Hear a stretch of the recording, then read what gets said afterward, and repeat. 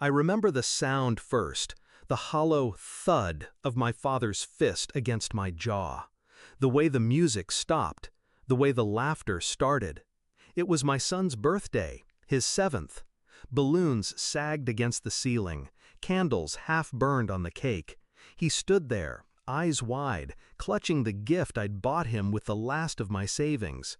And in front of him, his grandfather, my father, hit me like I was still 12. And the crowd laughed. Even my own mother's lips curled. "Leeches don't throw parties," she sneered, as if celebrating my boy was a waste. They thought humiliation was entertainment. But that day, while they laughed, something inside me stopped breaking. There was a time when I believed in them, my parents, their approval, their guidance. I worked myself bloody, trying to be worthy of their pride. When I had my son, I thought maybe, just maybe, they'd soften. A grandson could thaw their frost. I was wrong. He became another weapon. Every milestone of his, they twisted. Every joy of mine, they mocked. And yet, I kept inviting them in, because I was still that boy who wanted his parents to love him. But patterns reveal themselves if you stop crying long enough to see. The smirks when I showed up in cheap clothes, the way they whispered when I walked away, the way my son asked me, "Dad, why does Grandma hate you?" That one cut deeper than any punch. And then I heard them. Late one night, I'd left my phone recording on the table when I stepped out. Their voices spilled out later in my headphones. My father, "He's pathetic, can't even throw a party without begging." My mother, "We shouldn't waste time on him. The boy will learn soon enough his father is nothing." That was the moment.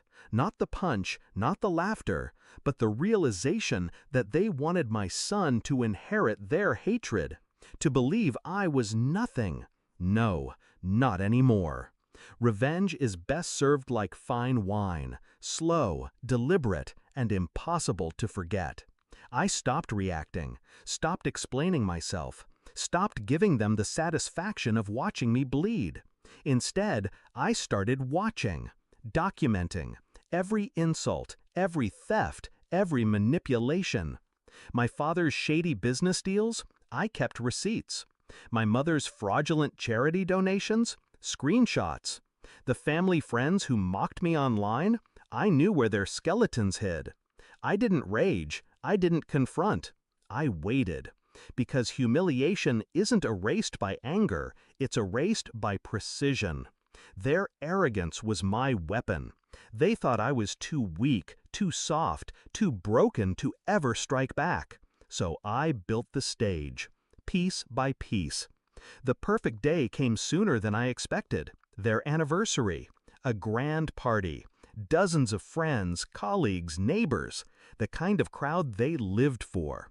I made sure my son was safe with a trusted friend. He wouldn't see this part. This was for me. The room glittered with crystal glasses and false smiles. My parents stood at the center, king and queen of a kingdom built on cruelty. And then the projector lit up. Not with their wedding photos, not with family memories, but with my father's voice. "He's pathetic, can't even throw a party without begging." My mother's laugh followed. "The boy will learn soon enough his father is nothing." Gasps rippled, heads turned. And I didn't stop there. Slide after slide, video after video, every fraud, every theft, every confession. Their charities missing funds, their business bribes, their private cruelty made public. They tried to scream, tried to cut the power. Too late. I'd made sure backups played from hidden speakers, hidden projectors. The truth spread like wildfire, unstoppable. I didn't need to yell, didn't need to throw punches. I just stood there, calm, while their empire collapsed. I'll never forget my father's face. The man who once raised his fist at me in front of my son, reduced to a stammering, red-faced coward. My mother clawing at guests, begging them not to leave. But no one stayed, not when the truth was undeniable. And when my father finally looked at me, eyes wild, I only said one thing: "Leeches don't throw parties."